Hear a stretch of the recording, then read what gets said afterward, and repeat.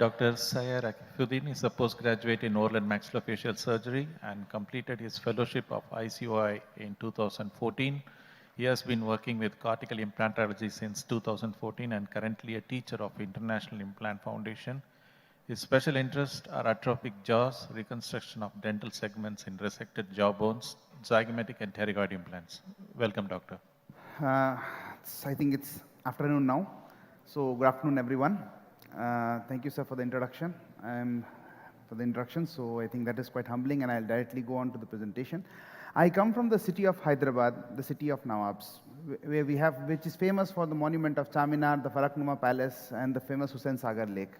And when you're finished seeing these monuments, you become hungry, and then you can devour the world-famous biryani and halim, which is the dishes of the local dishes of Hyderabad. Today's my topic will be on the use of the zygomatic cortical anchorage.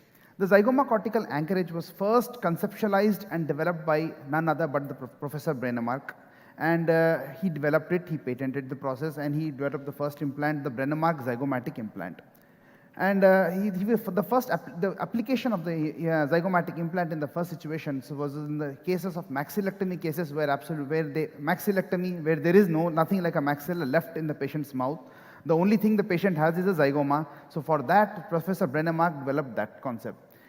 And in the first models of the Brennemark zygomatic implant, though it was quite successful, the only problem was it being the placement technique was yet to be refined, and all the patients who had a zygoma implant ended up with a kind of a button-like, a stud-like fixture halfway in the middle of the palate. Now, that fixture in the middle of the palate of the Brennemark implant was the only problem was that the patient was having problem in speech, phonetics, where the tongue used to interfere with the movements of the tongue. Solutions were tried, like covering up the palate with acrylic or some suitable material, but then problem was always existent. Now, over the period of time, the evolution of the zygomatic implant has taken place, the zygomatic implant technique. Initially, when Brennemark had developed it, it was totally an intrasinusal placement, intramaxillary placement. But as time progressed and people started doing the cases, seeing the complications and seeing the pros and cons of the intramaxillary placement technique, slowly the Stella and Werner developed the slot technique, where they moved the maxilla into a slot created on the anterior wall of the maxilla, the anterior wall of the maxillary sinus, and was placed a little bit more.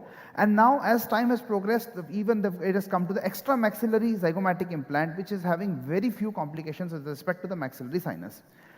Now, these are various zygomatic implants available in the market, and to understand the cortical zygomatic, the implant which we use, we have to understand what are the common features of the zygomatic implants available.